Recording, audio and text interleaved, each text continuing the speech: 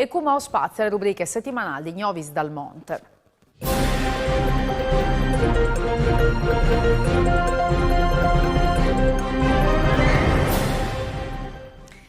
Un appuntamento con Gnovis dal Monte, che Virgin, attaccante dall'Argentina, dulà che la famiglia Furlana La Plata, fondata in tal 1936, e ha rinnovato il consiglio direttivo. New presidente è il giovane Adrian Patricio Gardella, nepote di Furlans, rivas di Fordiari e di San Roque. Dal 2003 Gardella fa parte del gruppo Giovani Furlans in Argentina, che stanno partecipato al corso su valori identitari e imprenditorialità organizzate dall'Università di Udin, Culente, Friuli al Monte. Dalla squadra con lui sono anche Riccardo Walter Gregorutti, Dina Lia Marcuzzi e Ruben Oscar Laplace.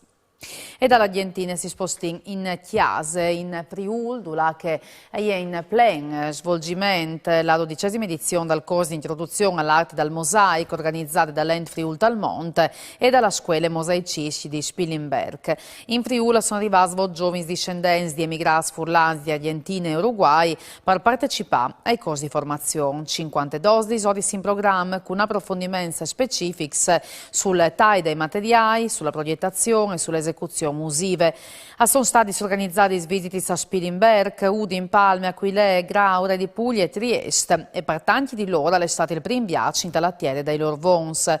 Il corso finirà con il prossimo 5 di novembre con la consegna dei attestati di partecipazione di bande dal presidente della scuola mosaicisti Stefano Lovison e dal direttore Giampiero Brovedani.